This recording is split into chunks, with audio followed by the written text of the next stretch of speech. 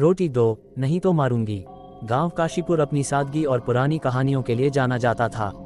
लेकिन इस गांव में एक ऐसा डरावना रहस्य छुपा हुआ था जिसे जानने की हिम्मत हर किसी में नहीं थी। गांव के उत्तर दिशा में एक पुराना कुआं था जिसे लोग भूतिया कुआं कहते थे। कहते हैं रात के समय अगर वहां से कोई गुजरता तो उसे एक महिला की चीख सुनाई देती थी। लोगों का कहना था कि उस कुएं के पास एक भूतनी रहती है जो हर रात एक ही आवाज में कहती है, रोटी दो, नहीं तो मारूंगी। यह आवाज सुनकर गांव के लोग कांप जाते और कोई भी उस दिशा में जाने की हिम्मत नहीं करता। भूतनी की कहानी। गांव के बुजुर्गों के अनुसार कई साल पहले गांव में एक विधवा महिला रहती थी। उसका नाम सुगंधा था। उसका पति युद्ध में मारा गया था और उसकी कोई संतान नहीं थी। गरीबी और भूखमरी में उसने कई बार गांव वालों से मदद मांगी, लेकिन किसी ने उसकी सहायता नहीं की। एक दिन भूख से व्याकुल होकर वह उसी कुएं के पास बैठ गई और वहीं उसकी मौत हो गई। कहते हैं कि उसकी आत्मा को शांति नहीं मिली और वह भूतनी बनकर गांव वालों से बदला लेने लगी। भूतिया घटनाएं।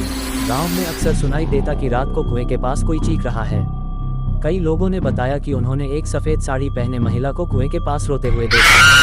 वह किसी से रोटी मांगती और जब कोई उसे नजरअंदाज करता तो उसकी चीखें और भयानक हो जाती। एक बार गांव के एक युवक राजू ने सोचा कि यह सब अंधविश्वास है।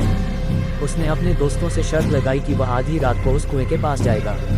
राजू ने कहा, मैं इस भूत प्रेत की कहानी का सच पता लगाकर रहूंगा। राजू की भयानक रात के 12 बजे का समय था।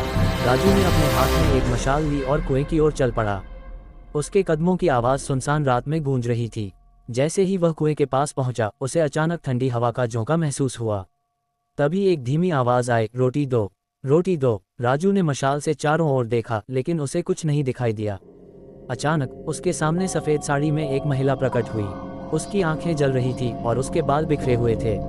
उसने जोर से चीखते हुए कहा, रोटी दो, नहीं तो मारूंगी। राजू के हाथ पांव कांपने लगे। उसने डरते हुए अपनी जेब से बिस्कुट निकाला और उस औरत की ओर फेंक दिया। लेकिन वह बिस्कुट जैसे ही जमीन पर गिरा, वह औरत अचानक गायब हो गई। गांव में मची हलचल। राजू जैसे तैसे भागकर गांव वापस पहुंचा। उसने सारी घटना गांव वालों को बताई। ये सुनकर गांव के लोग और डर गए। वे सोचने लगे कि सुगंधा की आत्मा को कैसे शांति दी जाए। गांव के पुजारी ने सलाह दी कि सुगंधा की आत्मा के लिए पूजा और भंडारा रखा जाए। उन्होंने कहा, भूतनी को शांति चाहिए, हमें उसके लिए भोजन और प्रार्थना करनी होगी। आत्मा को शांति। अगले दिन गांव वालों ने सुगंधा की याद में एक बड़ा भंडारा आयोजित किया। हर किसी ने मिलकर रोटियां बनाई और कुएं के पास रखी। पुजारी ने मंत्रोच्चार किया और सुगंधा की आत्मा की शांति के लिए प्रार्थना की। कहते हैं उस रात के बाद कुएं से किसी महिला की आवाज नहीं हुई।